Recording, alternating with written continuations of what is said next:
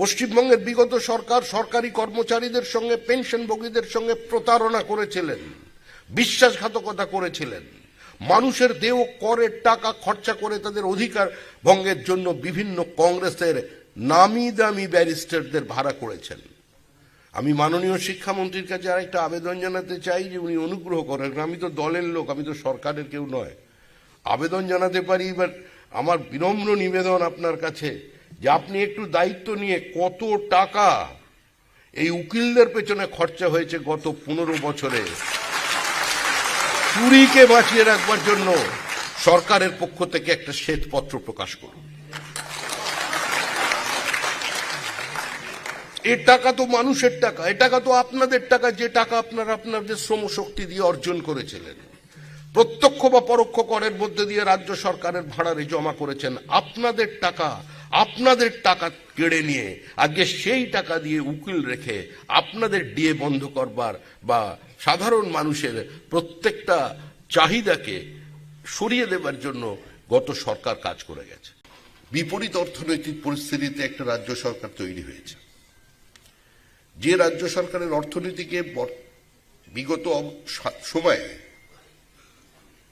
তদানীন্তন মুখ্যমন্ত্রী মমতা বন্দ্যোপাধ্যায়ের নেতৃত্বে কার্যত সম্পূর্ণ ধ্বংসের দরজায় দাঁড় করিয়ে দেওয়া হয়েছে। সমকাজে সমবেতনের দাবি,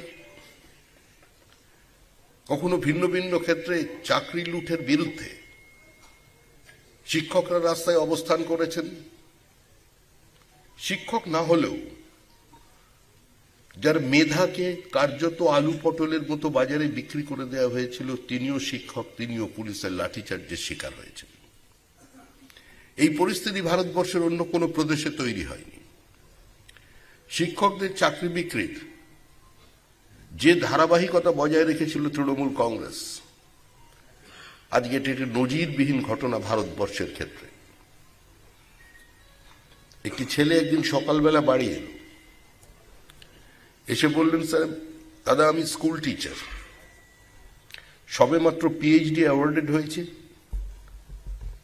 আমি ফিজিক্স পড়াই, আমি মুম্বাই চলে যাচ্ছি আমার শিক্ষকতা ছেড়ে। আপনার কারণ? বলল, কারণ এটা নয় যে একটি বহুজাতিক সংস্থার চাকরি পেয়েছে।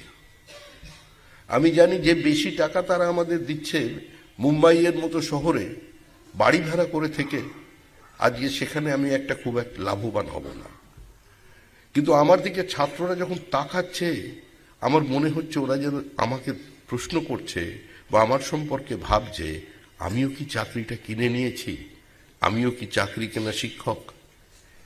আজকে এই অপমান থেকে মুক্তির জন্য আমি আজকে শিক্ষকতা থেকে আমি অবসর নিয়ে আমি ভিন্ন জায়গায় চলে যাচ্ছি। এই পরিস্থিতির মধ্যে একটা সরকার তৈরি হয়েছে। প্রত্যেক সরকারি কর্মচারী হোক, স্কুল শিক্ষক হোক, তাদের নির্দিষ্ট দাবি দেওয়া আছে।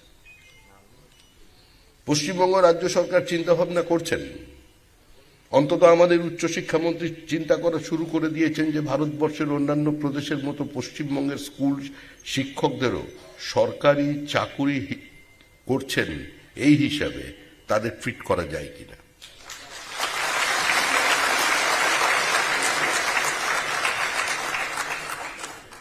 এখনো আমাদের কোনো সিদ্ধান্ত হয়নি, এই সিদ্ধান্ত হবে ক্যাবিনেটে।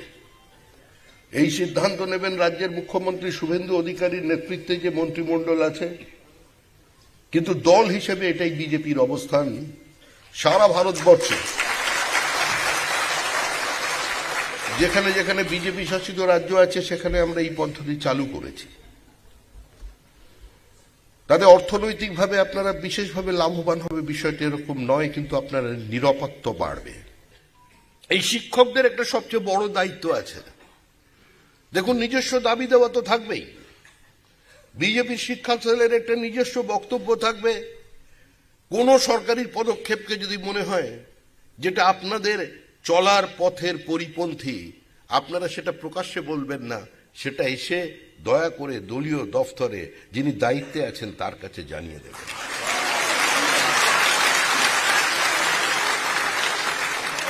কারণ কোন সেল, কোন মোর্চা তৈরি হয় কারোর অধিকারকে বাজেয়াপ্ত করবার জন্য নয়। আপনারা শিক্ষক যদি মনে করেন আপনারা শুধুমাত্রই একটা পলিটিক্যাল ফ্রন্টকে এবং পলিটিক্যাল ডিসিশনকে করবোরেট করবার জন্য আপনারা আছেন, তা নয়। শিক্ষকদের আমি বারবার বলেছি একটা সামাজিক দায়িত্ব আছে। আপনারা যদি কোনো রাজনৈতিক মতবাদকে মানুষের সামনে নিয়ে যান, ছাত্রদের কাছে নিয়ে যান, যিনি প্রাক্তন ছাত্র ছিলেন আপনাকে যতটা সে গ্রহণ করবে, তার বিশ্ববিদ্যালয়ে যার কাছে সে এখন পিএইচডি করছে, যার আন্ডারে, তার কথাও সে গ্রহণ করবে না, কারণ আপনাদের সঙ্গে তার শৈশবের স্মৃতি জড়িয়ে। এই দায়িত্ব আপনাদের নিতে হবে। প্রত্যেকটি ক্ষেত মজুর পায় সেটার চেষ্টা করছি, সেখানে শিক্ষকদেরও একটা নির্দিষ্ট দায়িত্ব আছে এই সমাজের প্রতি। আপনাদেরও আমাদের দলের বক্তব্য মানুষের কাছে পৌঁছে দিয়ে যেতে হবে। দেখুন, সমস্ত প্রশ্নের উত্তর জয় শ্রীরাম নয়, সমস্ত প্রশ্নের উত্তর তৃণমূল কংগ্রেসের ওই 15 বছরের ইতিহাস নয়। মানুষ এগুলো জানেন, মানুষ সচেতনভাবেই আমাদের ভোট দিয়েছেন। যে বুথে আমাদের কোনো এজেন্ট ছিল না, সেই বুথেও আমরা এই নির্বাচনে 550 ভোটের লিড পেয়েছি, কারণ মানুষ এগিয়ে এসেছেন। মানুষ গণভোটে সেদিনই অংশগ্রহণ করেছিলেন যেদিন রিক্লেম দ্য নাইট হয়েছিল। সেই প্রতিবাদ শুধুমাত্র আরজি করের ওই মেয়েটির জন্য ছিল না, পুঞ্জীভূত জনরোষ আছড়ে পড়েছিল রাস্তায়, দলমত নির্বিশেষে মানুষ পথে নেমেছিলেন। আমি বর্ধমান থেকে একটা পার্টির কার্যক্রমে অংশগ্রহণ করে আমি বাড়ি ফিরছিলাম বিধাননগরে, হঠাৎ ভিআইপির ওপরে আমার গাড়ি আটকে গেল। বললেন কি হয়েছে? বলছেন মানুষ রাস্তায় নেমে গেছে, রিক্লেম দ্য নাইট। আমাদের নেওয়া কার্যক্রম নয়। আমি নেমে গিয়ে দেখলাম হাজার হাজার মানুষ দাঁড়িয়ে আছে। আরো বেশি যে ঘটনা আমাকে আশ্চর্যান্বিত করলো, যে এলাকার একজন পরিচিত বিজেপি বলে, তিনি প্রতিষ্ঠিত এবং পরিচিত, দীর্ঘদিন বিজেপি করছেন, হঠাৎ ওই 4 ঘন্টার বিজেপি নয়, বা হঠাৎ দলবদল করা বিজেপি নয়, সে দাঁড়িয়ে হাতে মাইক নিয়ে স্লোগান দিচ্ছে। আর সেই স্লোগানের সঙ্গে গলা মেলাচ্ছে কে? মেলাচ্ছে সম্পূর্ণ বিপরীত রাজনৈতিক মেরুতে থাকা এসইউসিআই একযোগে স্লোগান দিচ্ছে। 2.5 ঘন্টার চেষ্টায় আমি পিছনের রাস্তা দিয়ে আমারই দলীয় কর্মীদের সহযোগিতায় আমি যখন বাড়ি পৌঁছলাম, আমি একা মানুষ, গিয়ে দেখলাম বাড়িতে তালা। আমার বাড়িতে 2 জন থাকেন, আমার এক বোন আর তার হাজব্যান্ড, তারা 2 জন কেউ বাড়িতে নেই। তারা কোথায় গেছেন? বলল করুণাময়ীতে, তারাও নেমে গেছেন রিক্লেম দ্য নাইট। আসলে সেদিনই গণভোট, সেদিনই পশ্চিমবঙ্গের মানুষ তার ক্ষোভ প্রকাশ করে দিয়েছে।